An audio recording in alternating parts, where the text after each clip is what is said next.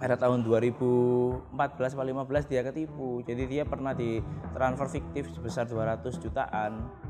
Dia bilang saya, ini kok aku ketipu ya, kayaknya transfer palsu gitu. Nah ini saya cek, saya baru tahu kalau ternyata bisnisnya itu menghasilkan uang yang besar.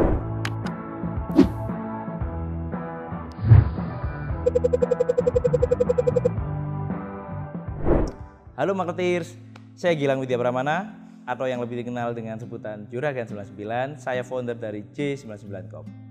Jadi saya ini tinggal di daerah ya, di kota kecil 2 jam dari Surabaya, namanya Probolinggo.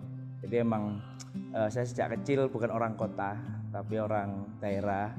Kemudian sejak kecil saya sudah diajarkan oleh mama saya untuk mencari uang sendiri dari berbisnis. Karena dari kecil orang tua mengajarkan saya bahwa jika kamu ingin membeli sesuatu, menginginkan sesuatu, kamu harus mencarinya sendiri, kamu harus cari uangnya sendiri. Saya sejak SMA sudah sering diajak orang tua saya, karena orang tua saya punya usaha tour and travel, jadi saya diajak orang tua untuk menjadi seorang guide atau tour leader. Jadi saya mulai dibiasakan untuk berani berbicara di depan orang, berbicara di depan para pengunjung. Jadi bisnis saya harus berani ngomong. Jadi udah dibiasakan dari awal. Dari kelas 1 SMA sampai saya kuliah, saya menjadi tour leader di usaha mama saya. Jadi saya menghandle orang ketika pertama mungkin ditemani mama saya, kemudian berikutnya ketiga, keempat, kelima saya dilepas, banyak gagalnya. Jadi ketika menghandle orang itu ternyata susah banget untuk kita bisa menservis orang dengan baik, apalagi dengan usia saya yang masih muda. Jadi mereka kecewa, bilang kalau pelayanan saya masih terlalu muda, pelayanannya masih kurang profesional. Banyak sekali yang menyampaikan itu, tapi itu membuat cambukan saya untuk saya bisa terus menunjukkan bahwa saya punya potensi dan saya bisa di bidang itu. Saya itu suka banget dengan motor. Saya itu nggak punya mobil. Dari awal SMA, kuliah sampai kuliah terakhir pun saya nggak bisa beli mobil. Saya punyanya motor, ganti-ganti motor, mulai dari Tornado, Jupiter MX sampai Vision. Jadi karena itu harta satu-satunya, maka saya merawat. Saya merawat kendaraan tuh sama seperti merawat saya sendiri, cinta gitu loh. Jadi saya tuh sering masuk ke cucian motor yang ada di Malang dengan konsep yang berbeda-beda. Wah, bagus ya. Nah dari situ saya terinspirasi, kenapa aku nggak saya buat usaha kayak gini aja. Ini kayaknya usaha yang cepat gitu loh. Karena saya lihat sehari bisa 100 motor, 200 motor. Akhirnya saya coba belajar, melihat bagaimana proses bisnisnya. Kemudian saya buat sendiri di Probolinggo. Yang pasti ketika saya buka cuci motor kan optimis ya. Optimis bakal rame karena kita punya konsep. Dari dulu tuh saya tuh kalau buka bisnis kan nggak mau yang sama gitu loh. Jadi kita harus punya value added.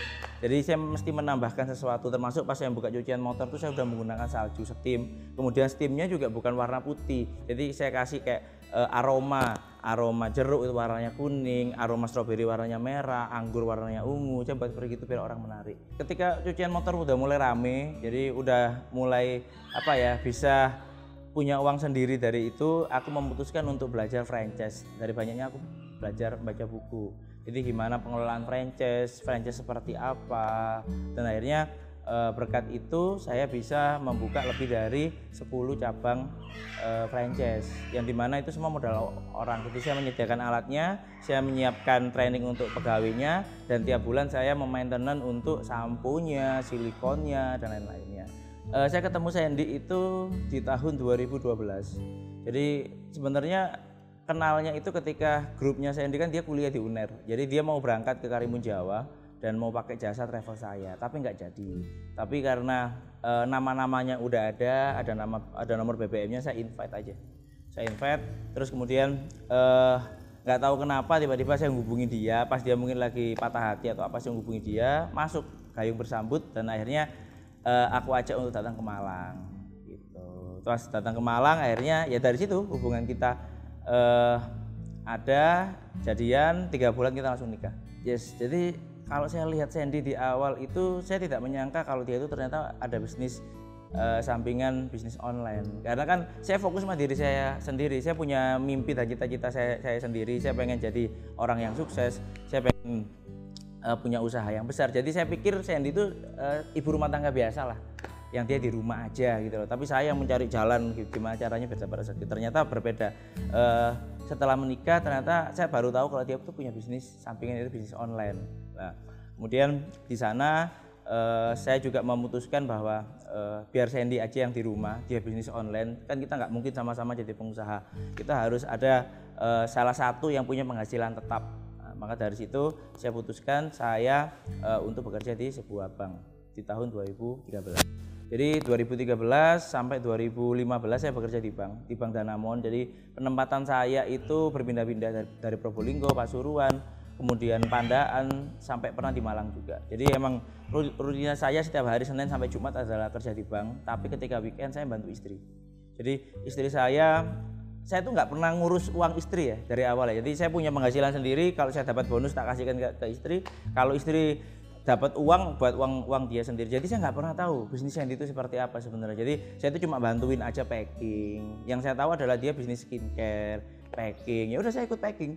Malam hari saya ikut packing. Pulang saya karena perjalanan dari Probolinggo ke Surabaya saya belum punya rumah. Jadi rumah saya ada rumah mertua di Surabaya. Jadi saya pulang jam 8 malam tuh saya packing sampai jam 11.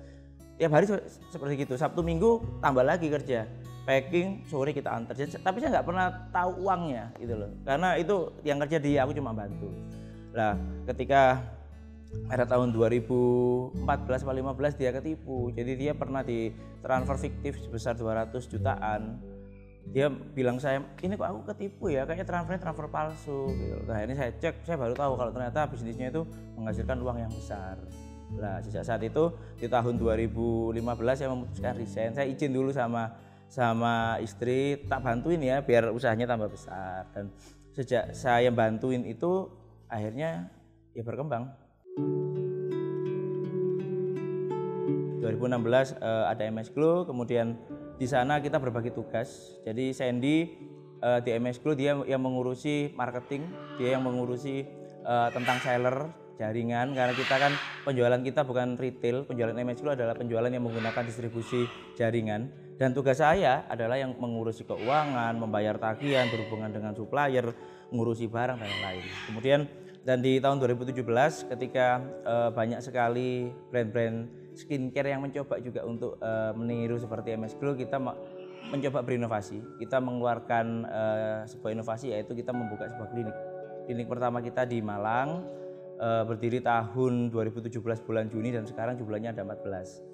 Gitu. Kemudian terus berkembang pesat, MS Glow terus penjualannya melesat. Saya mewujudkan semua mimpi saya, yaitu saya dari dulu ketika saya menjadi tour leader saya pengen punya bis, dan akhirnya saya membuka usaha bis. Kemudian saya juga membuka usaha kos-kosan dari MS Glow itu. Terus berkembang pesat, MS Glow menjadi apa ya? Menjadi tulang punggung lah di J99 Corp, dan saya mencoba untuk terus mengembangkan diversifikasi bisnis yang lain. Jadi nggak cuma MS Glow aja, kita sebenarnya banyak brand lain, dan kita juga terus mengembangkan manufacture. Jadi di awalnya kita hanya punya pabrik kosmetik, kemudian di tahun 2019 kita punya pabrik kemasan. Karena kapasitas MS Glow terus berkembang, pabrik kosmetik kita yang asalnya di Malang cuma kecil pindah ke Surabaya, tambah lagi di Cikarang. Kemudian kita terus mengakuisisi lagi, kita ada pabrik air minum, pabrik farmasi, pabrik obat tradisional, dan juga pabrik masker. MS Glow sendiri di bidang distribusi dan penjualan. Kemudian PT Cosme, ini adalah pabriknya MS Glow sebenarnya yang memproduksi isinya. Kemudian ada lagi Cosme Pack, ini yang memproduksi kemasannya. Jadi J99 Corp sendiri memiliki beberapa unit subbisnis di bawahnya, yaitu J99 Garment, yang dimana terbentuk sebenarnya karena sebuah desakan. Jadi MS Glow itu penjualannya kan emang terus melesat dan membutuhkan pouch. Jadi kita ini punya pouch atau tas gratis, setiap pembelian paket aja gratis pouch. Nah, kebutuhannya itu jutaan pieces tiap bulan. Jadi kita pertamanya emang ngesupkan ke supplier karena kita melihat sebagai potensi, akhirnya kita membuat sendiri garment. Nah, dari situ akhirnya nggak cuma memproduksi pouch, tapi kita terus berkembang, ada fashion, kemudian sekarang ada jersey, sportwear, kemudian juga ada beberapa souvenir. Berkembang pesat dari awalnya garment kita yang ada di Surabaya kecil, kita nyewa, akhirnya sekarang kita berdiri sendiri di Malang dengan mempekerjakan lebih dari 1.000 orang.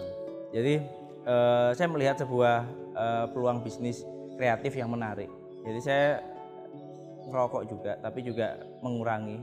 Dan saya melihat sebuah bisnis kreatif yang menarik yaitu vape. Jadi saya tuh ketika saya melihat sebuah peluang, saya tuh mesti pengen mencoba. Jadi karena saya mempunyai tim yang sudah terbiasa dengan membuat manufacture, jadi saya mencoba membuat vape ini menjadi sebuah bisnis dari J99 Corp yang baru. Foundation sendiri terbentuk karena emang bisnis kita J99 Corp ini nggak hanya kita ini mengandalkan sebuah profit aja, kita juga harus bisa bermanfaat, kita juga harus bisa berguna bagi masyarakat. Salah satunya kita harus banyak membantu orang. Jadi J99 Foundation adalah lembaga yang kita buat, emang kita peruntukkan untuk kita membantu masyarakat. Sebagai seorang pengusaha, pastinya dalam merintis bisnis, di tengah bisnis maupun sampai posisi sekarang pasti banyak lika-likunya, dan pasti yang namanya permasalahan itu pasti ada. Tapi tergantung kita bagaimana menyikapinya, bagaimana kita tidak pernah menyerah, dan akhirnya kita bisa terus untuk upgrade dan bisa naik kelas. Jadi kita sebagai manusia harus bisa menjadi manusia yang terbaik, sehingga kita akan selalu dikenang menjadi manusia yang baik. Saya Gilang Widya Pramana, founder dari J99 Grow and Sharing.